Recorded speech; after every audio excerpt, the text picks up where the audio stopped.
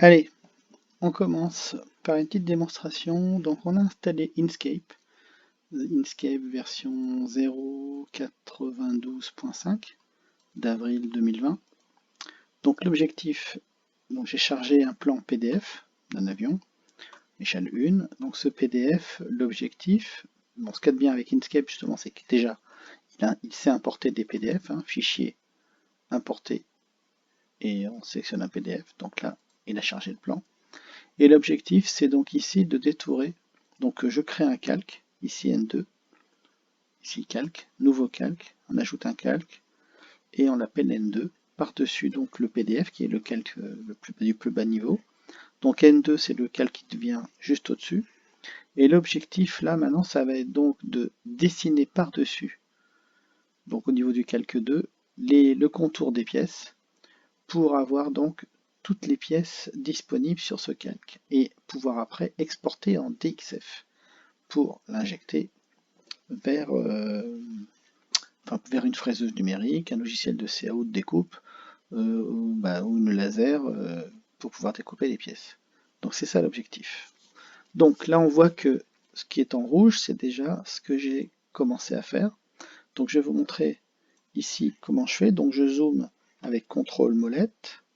Voilà, donc j'ai commencé à sélectionner avec l'objet ici, utiliser, tracer des courbes de Bézier, voilà par défaut, et donc on sélectionne les points.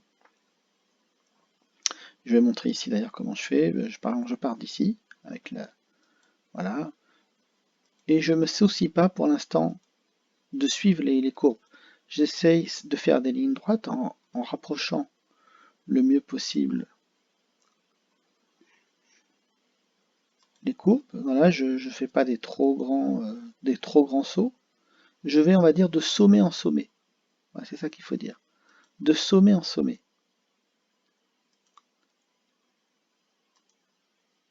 Alors on peut en faire une quand même.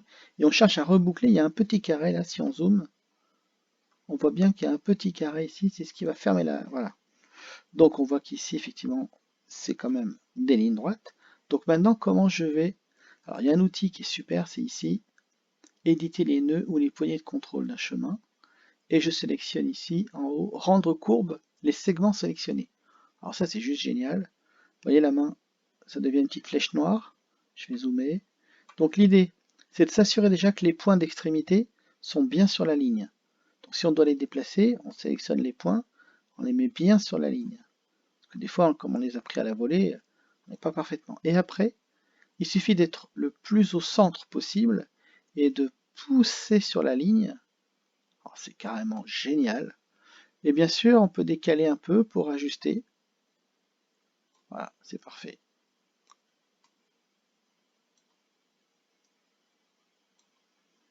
Donc je me pareil. Ici, je vois que je ne suis pas bien au centre. Je positionne bien le point. Ici, c'est bon.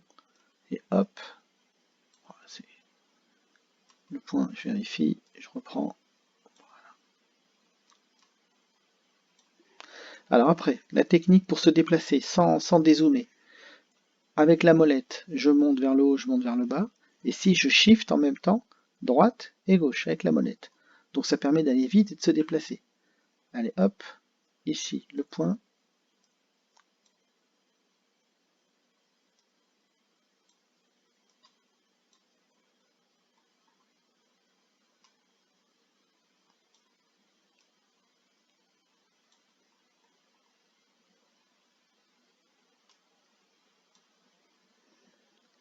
C'est juste super quoi. Donc bien sûr j'ai sélectionné la couleur rouge pour le contour et j'ai mis une épaisseur de trait de 0,500.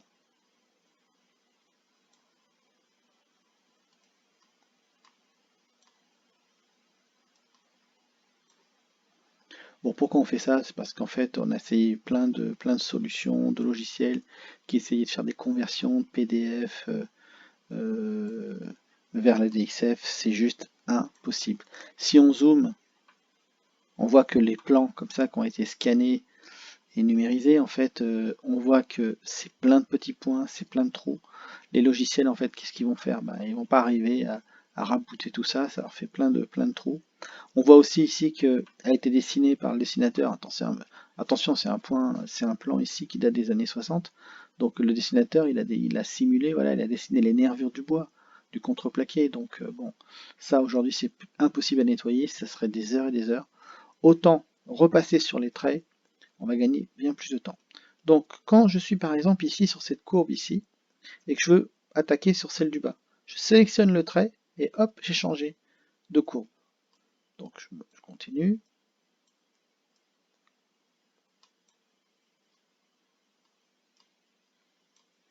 Je shift, me déplace à droite.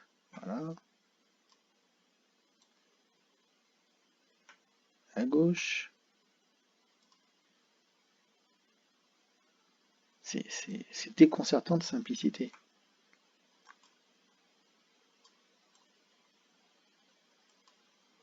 Alors pourquoi DXF, hein? Parce que c'est le seul format, enfin c'est un des formats vectoriels. Beaucoup de fichiers sont vectoriels, mais c'est un format qui va permettre justement à un logiciel de dessin de calculer après ce qu'on appelle le parcours de l'outil, le G-code, donc un logiciel de FAO. Il en existe beaucoup, hein. Moi je vais utiliser Ninos, qui est fait réaliser par un petit développeur, un éditeur français, qui s'appelait iProcam.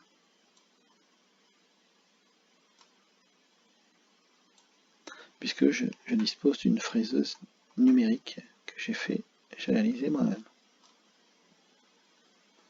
Et j'ai également la laser chinoise K40, très connue, coûte pas cher mais qui découpe et qui peut graver également sur le format d'à peu près une feuille A4.